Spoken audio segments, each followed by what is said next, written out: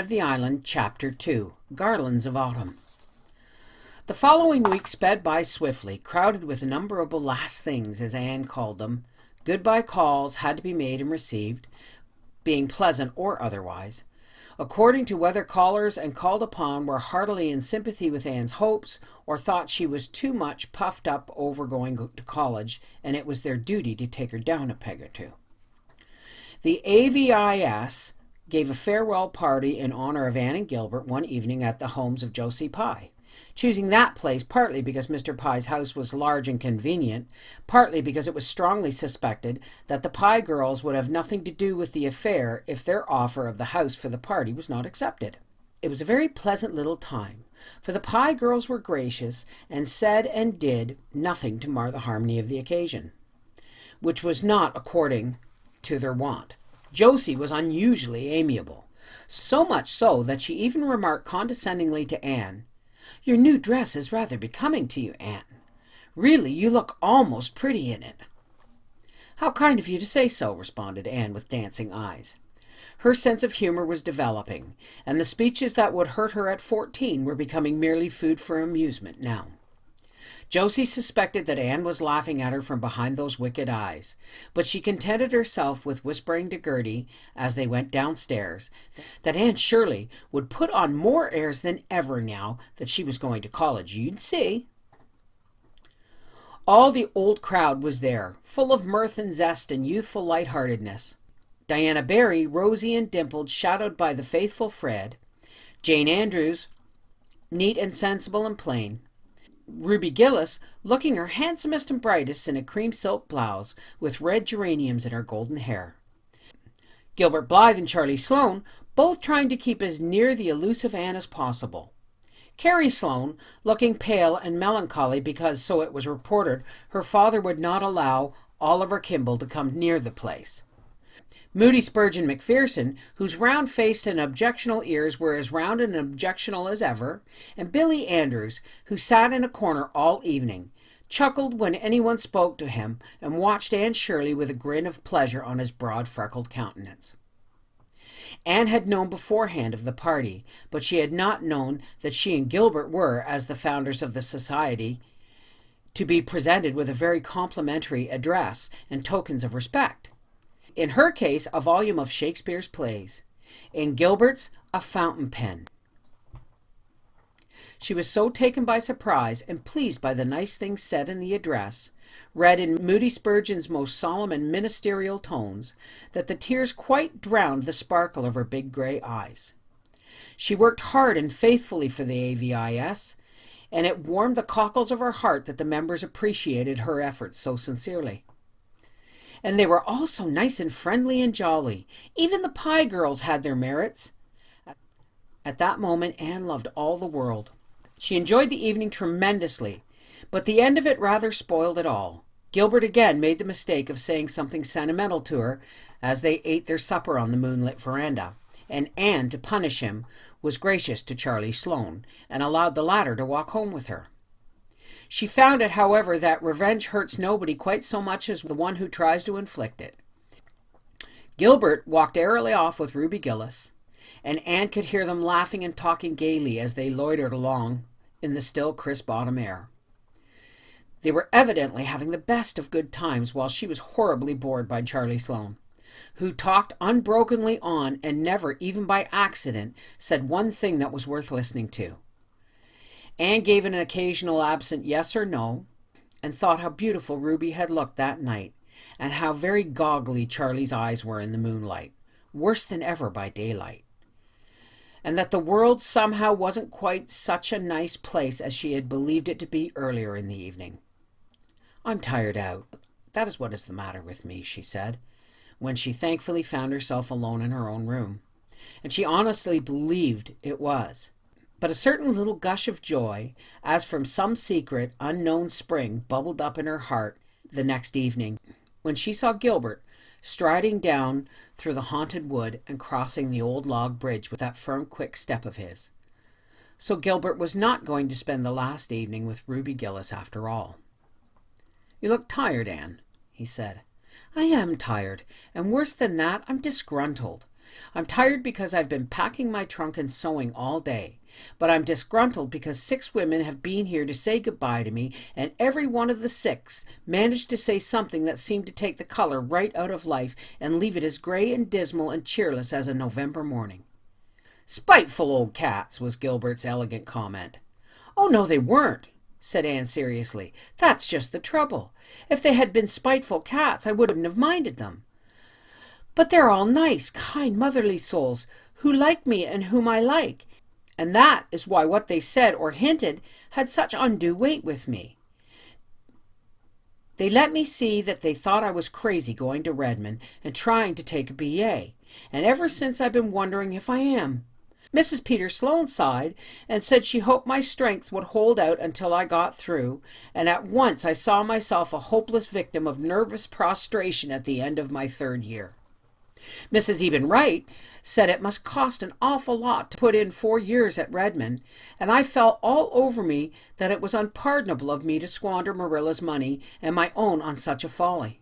Mrs. Jasper Bell said she hoped I wouldn't let college spoil me as it did some people, and I felt in my bones that at the end of my 4 Redmond years would see me a most insufferable creature, thinking I knew it all and looking down on everything and everybody in Avonlea.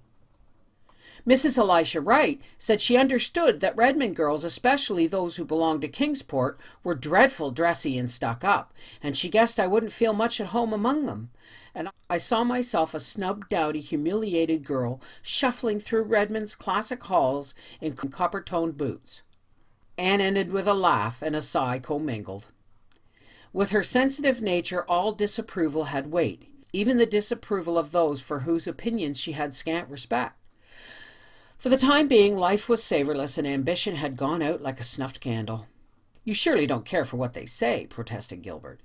"You know exactly how narrow their outlook on life is, excellent creatures though they are. To do anything they have never done is the antithema Maranatha. You are the first Avonlea girl who has ever gone to college, and you know that all the pioneers are considered to be afflicted with moonstruck madness." "Oh, I know, but feeling is so different from knowing. My common sense tells me all you can say, but there are times when common sense has no power over me. Common nonsense takes possession of my soul. Really, after Mrs. Elisha Wright went away, I hardly had the heart to finish packing." "You're just tired, Anne. Come, forget it all and take a walk with me, a ramble back through the woods beyond the marsh. There should be something there I want to show you." "Should be? Don't you know if it's there?" "No, I only know it should be, from something I saw there in the spring. Come on. We'll pretend we are 2 children again, and we'll go the way of the wind." They started gaily off, and, remembering the unpleasantness of the preceding evening, was very nice to Gilbert, and Gilbert, who was learning wisdom, took care to be nothing save the schoolboy comrade again. Mrs. Lynde and Marilla watched them from the kitchen window. "That'll be a match some day," Mrs. Lynde said approvingly. Marilla winced slightly. In her heart she hoped it would, but it went against her grain to hear the matter spoken of in Mrs. Lynde's gossipy, matter-of-fact way. "They're only children yet," she said shortly. Mrs. Lynde laughed good-naturedly. "Anne is 18. I was married when I was that age. We old folks, Marilla, are too much given to thinking children never grow up, that's what. Anne is a young woman and Gilbert a man, and he worships the ground she walks on, as anyone can see. He's a fine fellow, and Anne can't do better. I hope she won't get any romantic nonsense into her head at Redmond. I don't approve of them coeducational places, never did. That's what. I don't believe," concluded Mrs. Lynde solemnly, "that the students at such colleges ever do much else than flirt." "They must study a little," said Marilla with a smile. "Precious little," sniffed Mrs. Rachel.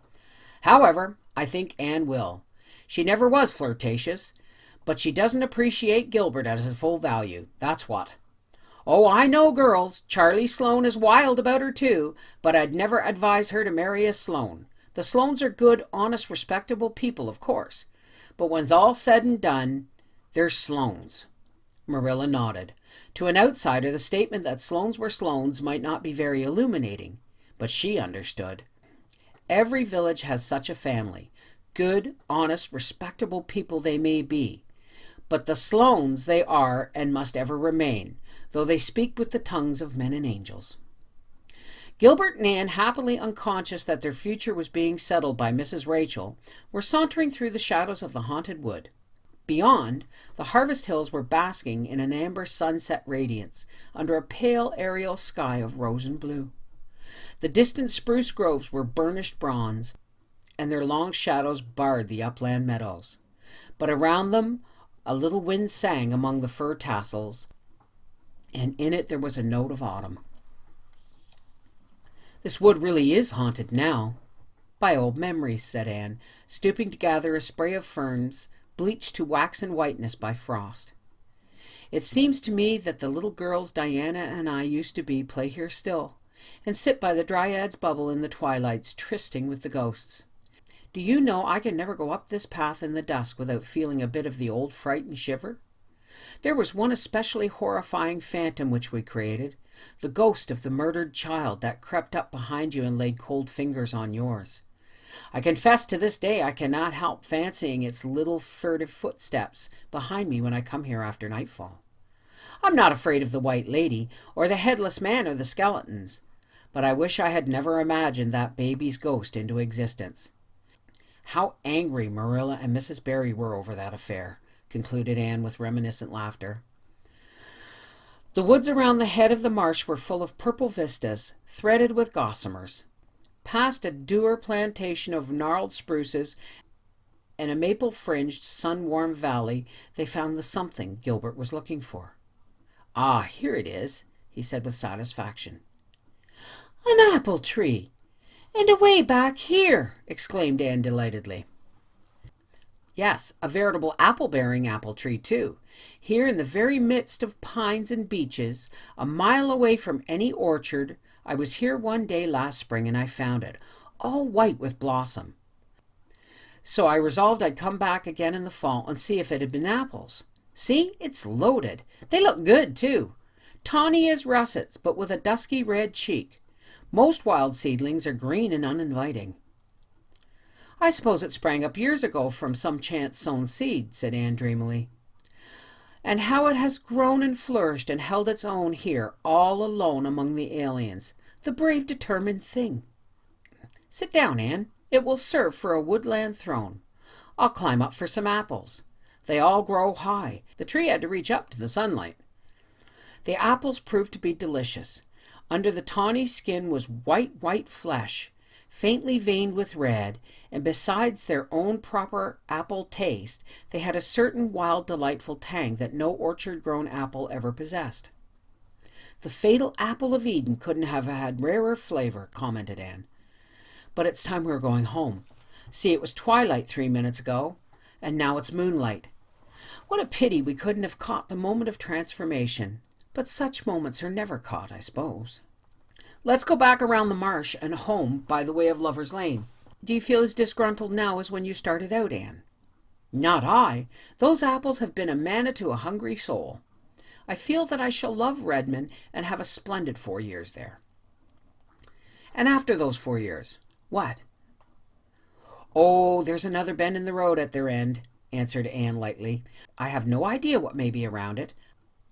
I don't want to have. It's nicer not to know." Lover's Lane was a dear place that night, still and mysteriously dim in the pale radiance of the moonlight. They loitered through it in a pleasant, chummy silence, neither caring to talk. "If Gilbert were always as he's been this evening, how nice and simple everything would be," reflected Anne. Gilbert was looking at Anne as she walked along in her light dress. With her slender delicacy, she made him think of a white iris. "I wonder if I can ever make her care for me," he thought, with a pang of self-distrust.